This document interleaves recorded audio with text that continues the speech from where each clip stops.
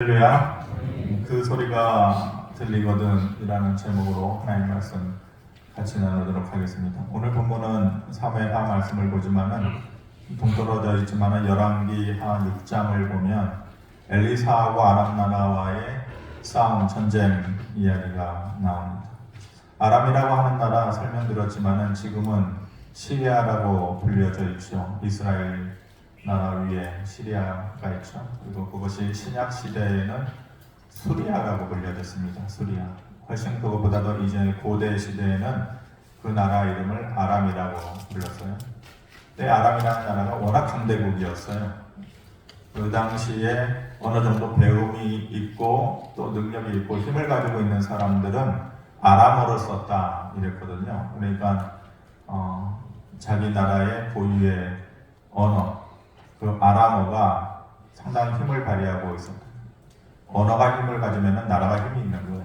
그 정도로 아람이라는 나라가 큰 힘을 가지고 있었는데 아람하고 이스라엘하고 싸우는 것이 마치 큰 청년하고 초등학생하고 싸우는 것과 같은 것이죠.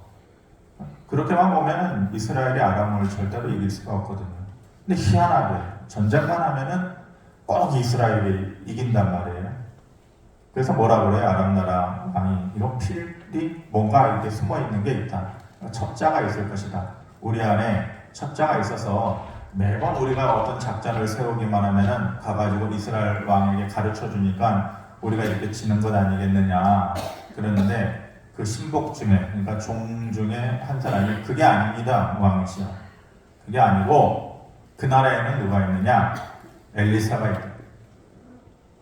선지자 엘리사만이 아니라 그 엘리사에게 모든 것을 말씀해 주시는, 그러니까 당신이 아람 왕이 저녁 때 침대에서 얘기하는 작은 것 하나까지도 하나님께서 다 알고 듣고 계시니까 그것을 엘리사에게 얘기해 주고 엘리사가 그것을 이스라엘 왕에게 얘기해 주니까 어디에서 작전을 펼치고 어디에 매복을 하고 이래봤자 다 답을 가르쳐 주니까 우리가 도저히 그것을 이길 수가 없는 일이다. 이렇게 얘기를 하는 것이죠. 열왕기하 6장 12절에 그래서 이렇게 말씀하시는 그 신복 중에 한 사람이 이르되 우리 주 왕이여 아니로소이다.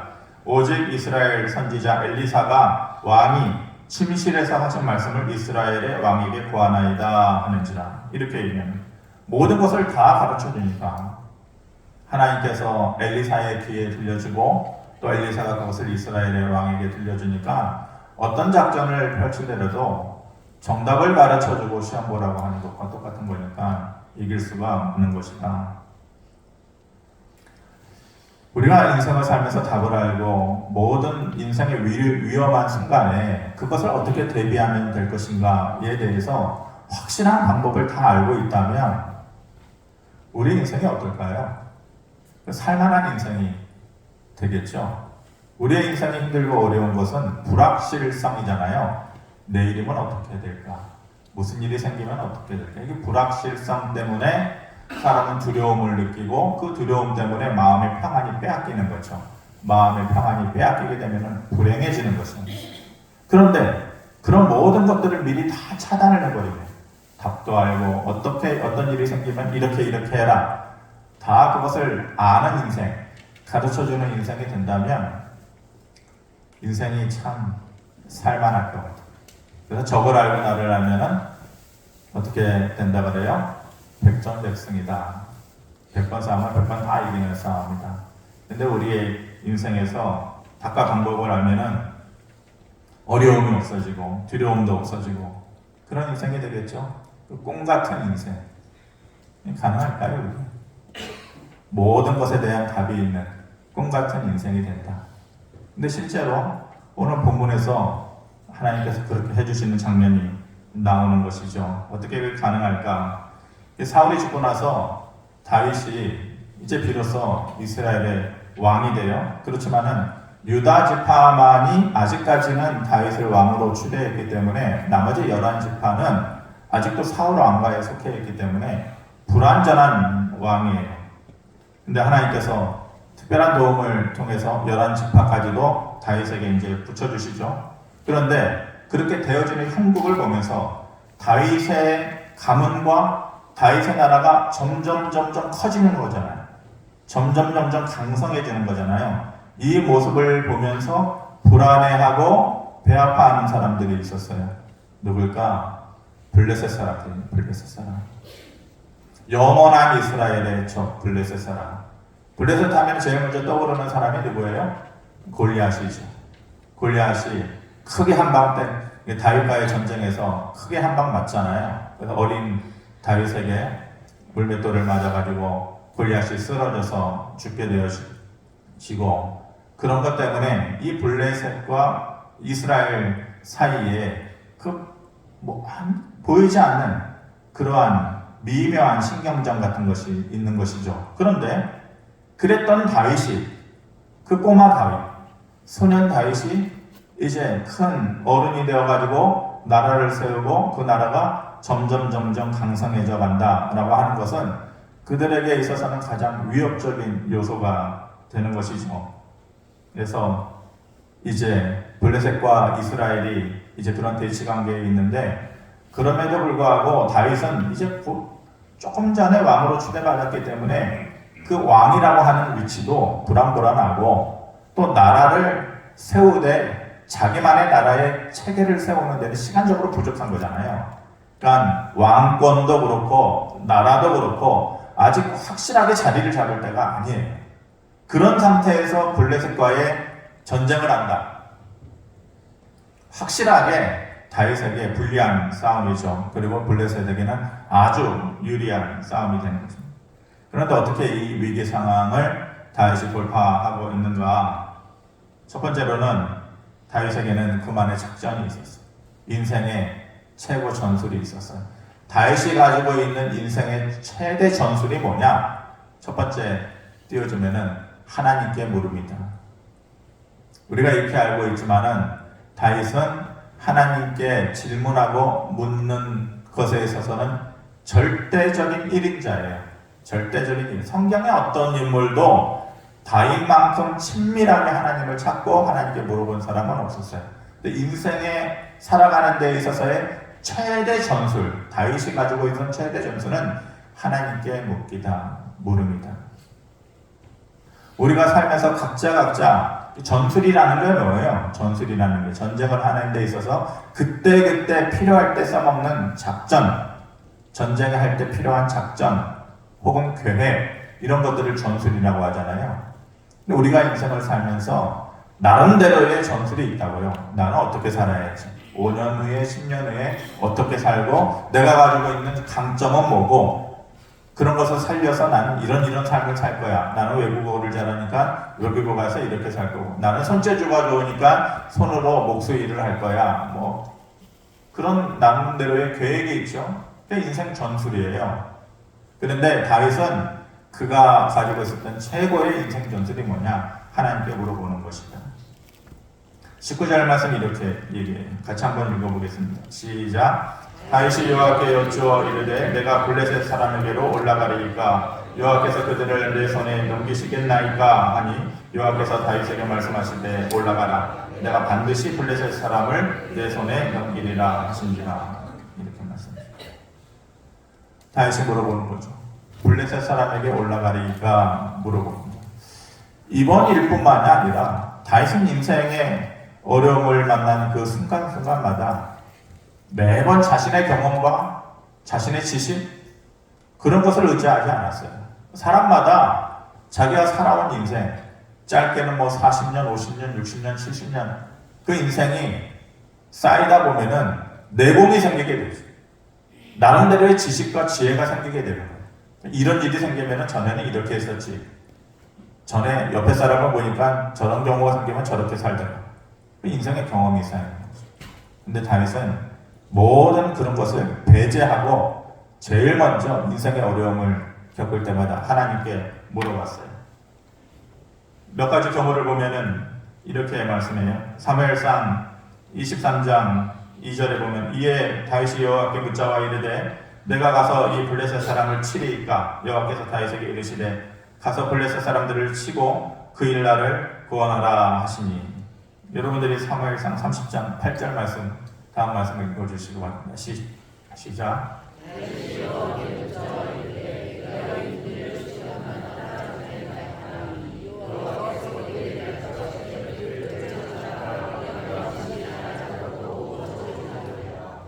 사무엘하 2장 1절에도 이렇게 얘기합니다. 그 후에 다윗이 여호와께 여쭈어 아뢰되 내가 유다 한 성읍으로 올라가리이까 여호와께서 이르시되 올라가라. 다윗이 아뢰되 어디로 올라가리이까 이르시되 헤브론으로 갈지니라. 그래서 사울이 죽은 후에 이제 그 나머지 있는 사람들을 데리고 어디로 가서 나라를 세워야 되나 고민하고 갈등이 될 때에 하나님께 물어본 것이죠. 그래서 어디로 올라가리까 어디로 가리까 그럴 때 하나님께서 답을 주시는 것이 이렇게 매번 하나님께 질문하고 답을 얻는 인생이 다윗이었습니다. 우리가 AI 시대를 살아간다고 하죠.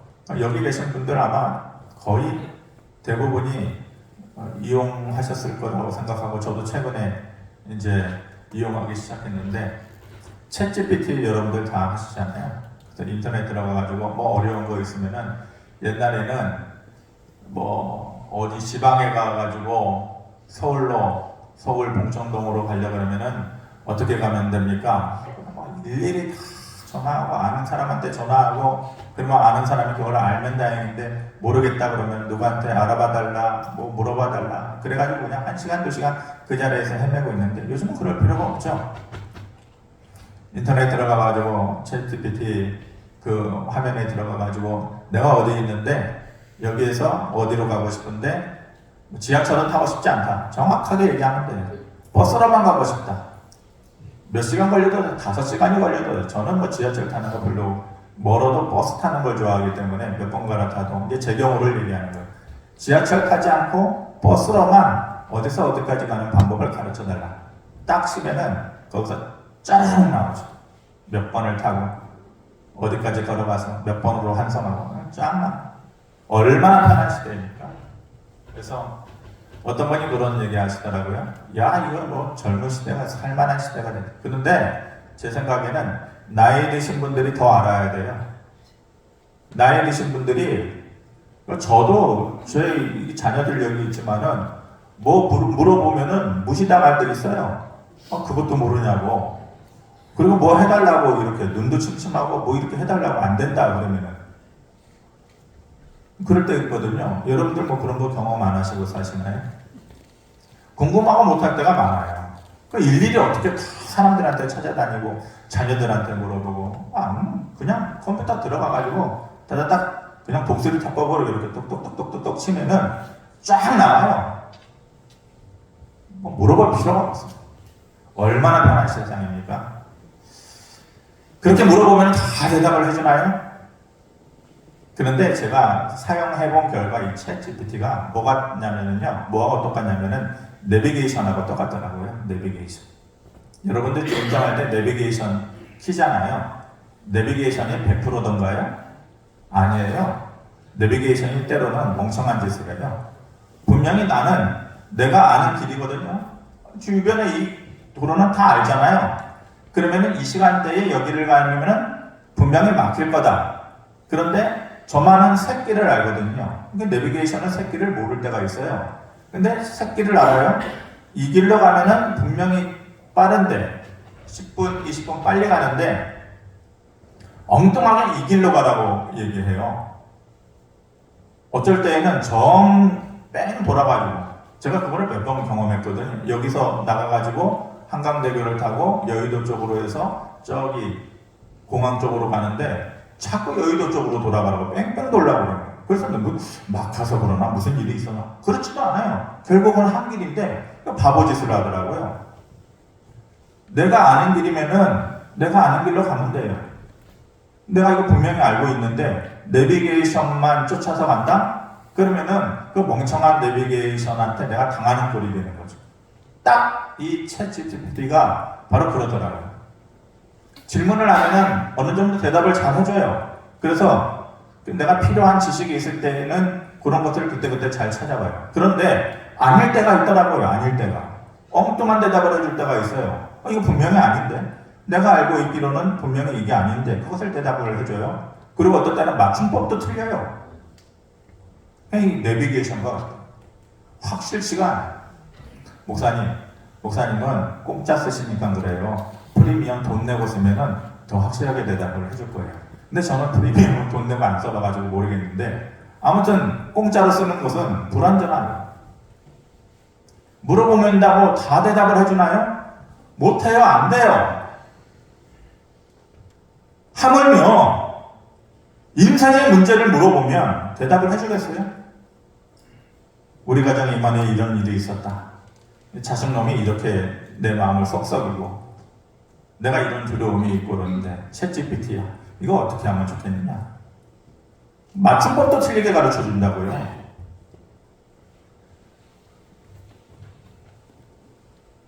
기계한테 물어본다? 사람한테 물어본다? 글쎄요, 제가 그런 의존도가 낮은 사람이어서 그런지 몰라도 의미 없어요.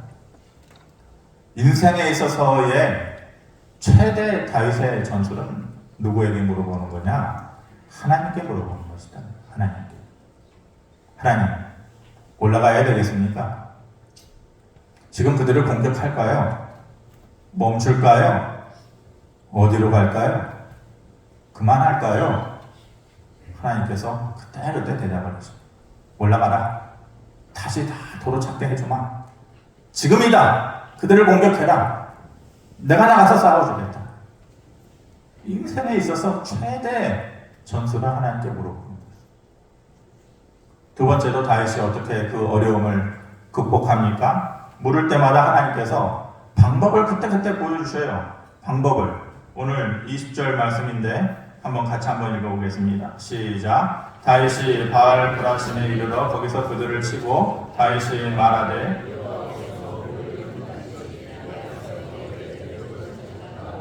그곳 이름을 바알 브라심이라 부르니라. 물어볼 때마다 하나님께서 그때그때 대답을 해주십니다. 우리는 그 대답을 찾지 못해요. 우리 인생에 대답을 어떻게 다 찾아요? 어려움이 있을 때마다. 오히려 한밤중에 전전긍긍한 좌불안석한 잠 못 들고. 근데 하나님께서 그때그때 대답을 해주세요. 뭐라 그래요? 그들을 치고 바알 브라심이다 불렀다.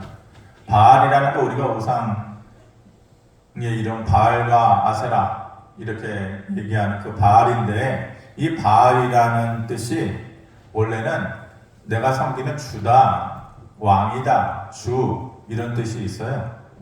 그러니까 브라심이라는 뜻은 뭐냐? 깨뜨리다, 격파하다, 흩어버리다 이런 뜻이거든요. 그러니까 내 주가 그들을 깨뜨려버렸다, 흩어버렸다 이 말이죠.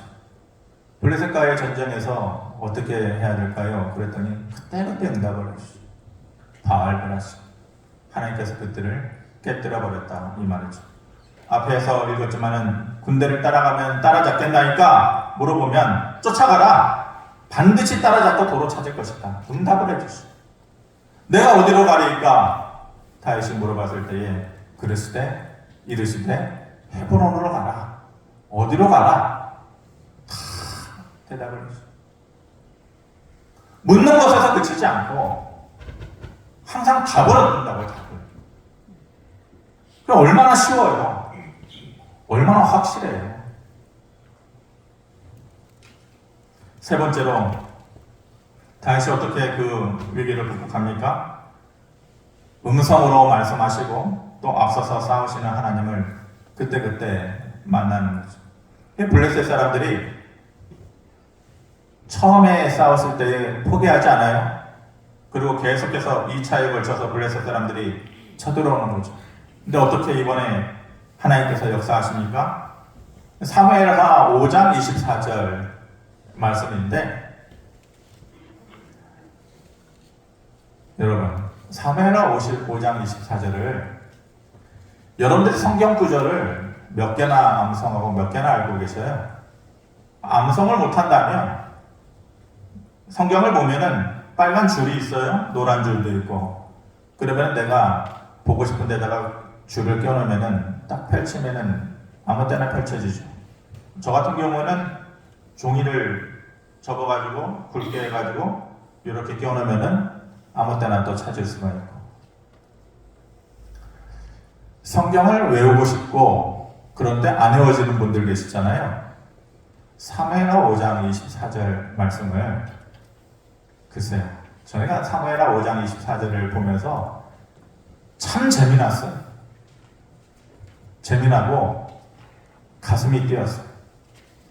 아주 시적인 표현인데 하나님의 손길이 참 재미나더라. 이렇게 말씀하시잖아요. 하나님께서 뽕나무 꼭대기에서 걸음 걷는 소리가 들리거든 곧 공격하라.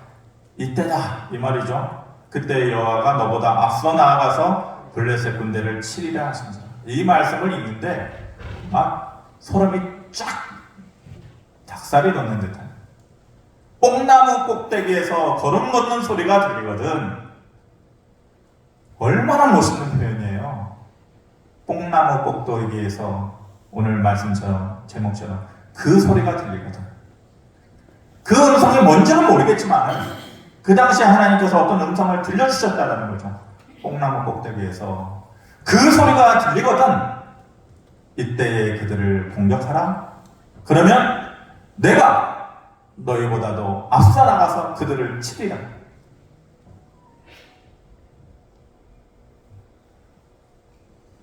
여러분들 얼굴을 보니까 크게 감동은 없으신 것 같아요. 얼마나 멋진 표현이에요. 우리의 인생을 살면서 가장 힘든 게 타이밍인 것 같아요. 타이밍. 근데 인생의 고민이 뭐냐? 언제라는 거, 언제. 그리고 어떻게. 항상 그게 물음표죠. 언제 해야 됩니까? 어떻게 해야 됩니까? 언제 사야 됩니까? 언제 팔아야 됩니까? 언제 가야 됩니까? 어떻게 가야 됩니까? 어떻게 만나야 됩니까? 어떻게 해야 됩니까? 항상 그것이 우리의 인생의 문제잖아요. 근데 하나님께서 그때그때마다 음성을 들어요. 뽕나무 꼭대기에서 그 소리가 들리거든. 기가 막히지 않아요? 가슴이 뛰지 않아요? 여러분도 좀 가슴이 뛰었으면 좋겠어요. 그런 고민으로 가득할 때에 하나님께서 음성을 들려주시는 것이죠. 그러면서 이때다. 이때 공격하면 된다. 그 소리가 들리거든. 내 음성이 들리거든. 이때 공격하면 된다. 그리고 넌 싸울 필요 없다. 내가 너보다 앞서가서 싸우지 마. 그런 인생이 어디 있겠어요. 얼마 전 어떤 목사님 만나서 이런 대화를 할 기회가 있었는데 저는 그분하고의 인연이라고 할까? 그런 게 있는 것 같아요. 저 혼자만의 생각인데. 근데 그분이 그러더라고요. 하나님의 음성을 이렇게 듣습니다 라고 얘기를 하는데 20년 전에도 그 얘기를 한번 했었거든요. 하나님의 음성을 이렇게 듣는다. 그래서 그분이 이렇게 부흥회를 다니시는 분인데 부흥회 갈 때마다 본인은 그냥 기도하고 그냥 평상시처럼 말씀을 준비한다는 거예요. 그 교회 가서 그냥 아무런 사전 지식 없이. 그런데 준비한 말씀을 가가지고 부흥회 가서 전하면은 딱 그 교회의 문제에 대한 것을 설교를 한다는 거예요. 그래서 그 교회에서 부흥회를 할 때마다 그곳에 있는 사람들이 가슴에 찔리고 회개하고 교회의 변화가 일어나고 이런다는 거예요. 저는 그분이 저한테 특별히 과장을 하고 거짓말을 했을 거라고 생각하지 않아요. 하나님께서 들려주시는 음성대로 그렇게 하신다라는 거예요. 속으로 얼마나 부러웠는지 몰라요. 같은 목사인데 저는 그 정도까지는 못 해봤거든요. 근데 어떤 목사님들은 이런 얘기도 하더라고요. 새벽 예배를 한 번도 자기는 준비를 해본 적이 없대요. 그래서 도대체 어떻게 하면 그런 신명 나는 목회를 할 수 있을까? 나는 절대로 그렇게 안 되던데. 머리 빠지던데. 그런데 그분은 그렇게 얘기해요. 교회 문을 이제 본당문을 들어오기 전에 찬송가를 오늘 몇 장 찬송가를 부를까 하고 찬송가를 펼치면 그 찬송가 제목 밑에 성경 구절이 있다 이거예요. 그리고 문 열고 저기서 강대상 올라오는 그 사이에 말씀을 준비하고 올라온다. 그 걸어오는 사이에 그런 날. 기가 막힌 프로페셔널 목사님이시죠? 그런가요? 그건 아니다 싶어. 그건 아니다. 그렇게 해서 하나님께서 음성을 들려주시는 건 아닌 것 같아요. 그런데 조금 전에 말씀드린 그 동의다이시는 그분 얘기를 들었을 때는 제가 부럽다 싶었어요. 부러움은 지는 거다라고 얘기하는데 부러운 걸 어떻게 해요? 그러면서 제가 그랬죠. 하나님, 저한테도 좀 그랬으면 좋겠습니다. 나한테도 좀 그랬으면 좋겠습니다. 이 사무엘하 5장 24절 말씀이 또 오나 뽕나무 꼭대기에서 걸음소리가 들리고 그 소리가 들리거든. 그 음성을 좀 들려주셨으면 좋겠다. 저는 오랫동안 기도해 오지만은 이게 잘 안 되더라고요. 하지만 한 번도 포기해 본 적 없어요. 언제까지 할지는 모르겠지만. 또 여러분들도 그렇게 기도해 보세요. 하나님, 나에게도 좀 그 음성을 들려주시면 안 돼요? 뽕나무 꼭대기에서 그 소리가 들리거든. 하나님 사무엘하 5장 24절에 그렇게 말씀하셨잖아요. 그렇게 말씀하셨잖아요. 다윗에게. 그 말씀을 나에게도 좀 주시면 안 되겠어요? 왜 그렇게 안 되죠? 사무엘하 딱 집어서 하나님 사무엘하 5장 24절에 그렇게 말씀하셨죠. 다윗에게 뽕나무 꼭대기에서 그 소리가 들리거든. 나에게도 하나님의 음성을 좀 들려달라. 왜 그렇게 기도하면 안 되나요? 해보십시오. 말씀을 정리하겠습니다. 제가 다음 달에 이제 저희 가정에 이제 행사가 하나 있으니까 제가 평상시에 사람들한테 찾아가고 인사하고 전화하고 워낙 그런 성격이 아니니까 그런데 어떻게 해요? 이번 일은 사람들한테 인사를 해야 되니까 전화를 막 돌렸죠.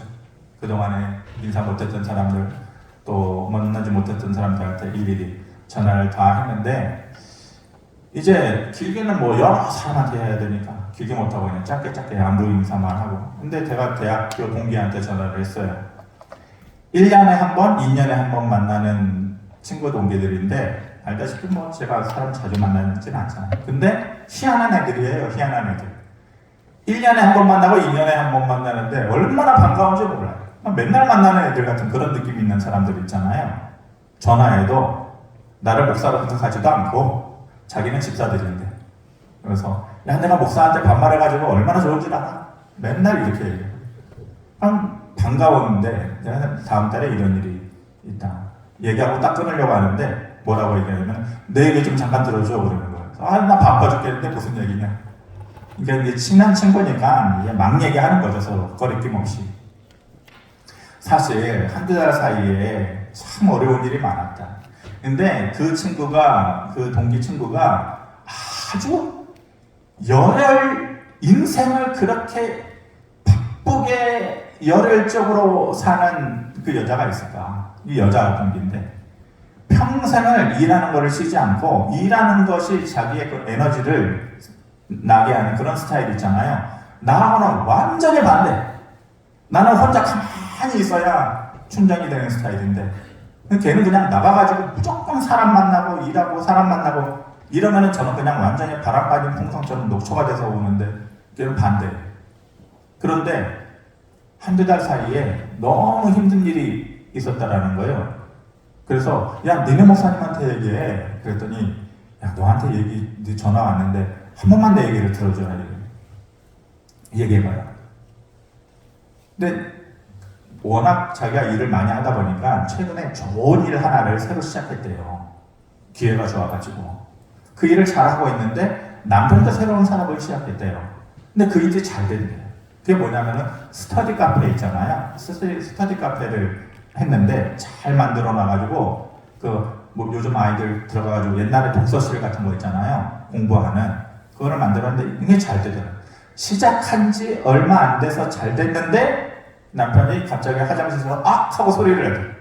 무슨 일이냐 했더니 화장실에서 넘어져가지고 이 젊은 사람이 개도 안 넘어지는데 넘어져가지고 고관절이 부러져가지고, 아니 그 스터디 카페 시작한 지 얼마 안 돼, 한참 잘 되고 있는데, 그래가지고 이제 고관절 수술을 하고, 그것도 받아주지도 않더래요. 그래가지고 막 병원을 여러 개 수소문해가지고 한남동에 있는 순천항병원까지 겨우겨우 가가지고 수술을 했다라는 거예요. 그런데 그 카페 운영을 해야 될 거 아니에요. 아르바이트 학생한테만 어떻게 맡겨놔요. 그러니까 자기 일도 새롭게 시작해가지고 힘들게 하고 있는데, 남편 수발하고 그 고관절이 못 움직이니까 똥 오줌 다 받아내고 볼 거로 안 볼 거 다 보고 그랬다는 거예요. 그런데 그 일이 얼마 있고 나서 아들놈이 운동하다가 십자인대가 끊어져가지고 깁스를 하고 또 집에 누웠잖아. 그래가지고 그 한 집안에 두 사람이 목발을 짚고 왔다 갔다 해. 이거 무슨 로봇도 아니고. 그래가지고 야 참 재미났겠다. 내가 이제 친구니까 참 재미났겠다 했더니 자기 가서는 찢어지더래요. 그래서 자기 일도 못하고 잘 되는 스터디 카페도 맨날 가가지고 그게 청소해야 되고 관리해야 애들이 공부하러 올 거 아니에요. 관리가 안 하면은 누가 오겠어요. 깨끗하게 관리를. 그러니 막 몸이 막 녹초가 되고 아들놈은 나가지도 않고 맨날 집안에서 그냥 목발 짚고 왔다 갔다 하고 두 남자가. 그게 끝이 아니래. 시아버지가 또 병이 나가지고 병원에 입원을 응급실에 가고 응급실에서 일반 병동으로 가는데 병원에 가가지고 며느리니까 간호를 해야 되잖아요. 그러니 이게 몸이 막 하나 10개로도 모자르고 힘들어서 안 되겠다. 그래가지고 시아버지는 간병인을 쓰자. 간병인을. 그래 간병인을 붙여놨대요. 근데 저는 제가 그 사실을 알았는지 몰랐는지 확실하지 않는데 간병인은 현금으로만 줘야 된다네요. 맞나요? 한 번도 안 써보셨나요? 간병비가 비싸잖아요. 현금으로 줘야 돼요. 현금으로. 근데 지금까지 잘 살아온 집안이기 때문에 돈에 궁색하지 않게 살아오고 뭐 사업도 하고 이랬는데 딱 그때에 스터디 카페에 아르바이트 하는 사람 돈을 줘야 되고 또 간병인 돈을 줘야 되는데 이상하게도 통장에 돈이 하나도 다 빠져나가고 열심히 일했는데도 돈이 하나도 없더래요. 그래가지고 간병인 돈을 줄 돈도 없고 카페에서 스터디 카페에서 일하는 아르바이트생 돈도 줄 수가 없고 그래가지고 자기가 힘들어하고 있는데 희한한 일이 그래서 저보고 그러더라고요. 그래서 제가 야 불행 3종 세트다. 야. 남편 아들 시아버지 불행 3종 세트다. 그랬더니 나보고 그래요. 이게 무슨 하나님의 뜻이냐. 네가 목사님이니까 알 거 아니냐. 이게 무슨 하나님의 뜻이 나를 연단시키려고 시험하려고 하는 하나님의 뜻이냐. 그래서 내가 그걸 내가 어떻게 아냐. 지나고 보면 알겠지. 지나고 보면. 지금은 뭐 모르겠지만 지나고 나면 알겠지. 모르겠다 그랬어요. 모르겠다. 무슨 뜻인지. 그런데 놀라운 일이 일어났어요. 통장에 갑자기 띠딕 요즘은 핸드폰으로 입금하고 출금하고 뜨잖아요. 근데 모르는 500만 원이 딱 찍히더라고요. 딱 그 돈이 필요했던 돈인데 그 돈만큼이 모자란 돈인데 500만 원이 딱 찍혀 있더래요. 그런데 알고 보니까 누구누구 이름으로 써 있는데 그 사람이 나한테 500만 원 내가 이 일을 힘들다는 말 한 적도 없는데 전화를 했대.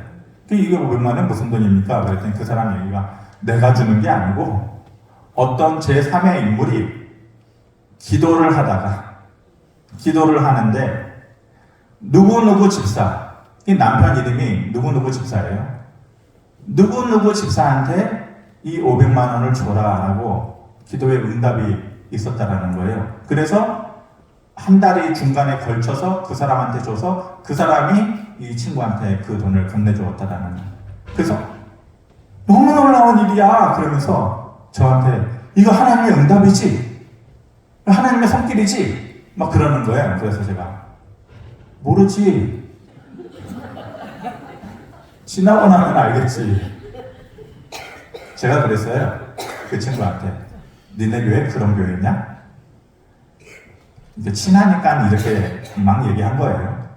니네 교회, 니네 목사님, 니네 교회 그렇게 막 그런 식으로 하나님 음성 듣고 막 그렇게 하는 교회고 그런 목사님이냐?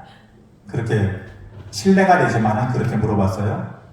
그때 그 친구 얘기가 절대 아니야. 처음 있는 일이야. 처음 있는 일이. 그러면서 나보고 하나님의 뜻이냐 이게 힘내라고 하나님의 뜻이냐 그러더라고요. 모르지. 그건 지나고 나면 알겠지. 그런데 한 가지 얘기를 하더라고요. 그 친구가. 다른 거는 모르겠는데 남편이 달라졌어. 그 남편이 어떻게 달라졌는데 막 새벽 예배 나가? 믿음이 좋아졌어? 그게 아니고 놀라워하더라. 놀라워하더라. 남편이 그동안에 교회를 술렁술렁 다녔는데 이 말도 안 되는 일이 자기들에게 딱 하니 펼쳐지니까 그냥 놀라워했다. 1년 후에 혹은 2년 후에 제가 다시 한번 전화해보려고. 그때 가면 알겠죠. 무슨 뜻인지. 지금까지는 그냥 놀라워하기만 한대요. 놀라워하기만. 그 전화를 끊고 여운이 남다. 여운. 하나님의 음성이 저렇게 들리면 얼마나 좋을까. 하나님의 손길이 저렇게 보이면 얼마나 좋을까. 뽕나무 꼭대기에 그 소리가 들리거든. 곧 나가서 공격하라. 내가 너희보다 앞서 나가서 그들을 싸우리라. 하나님의 손길이 보이고 음성이 들리고 나보다 앞서서 싸우시는 하나님이 있으면 얼마나 좋을까. 우리 그러는 힘 냅시다. 그런 기도하면서 삽시다. 기도하겠습니다. 하나님 주신 말씀처럼 살아갈 수 있도록 은혜를 더하여 주시옵소서. 예수 그리스도 이름으로 기도합니다.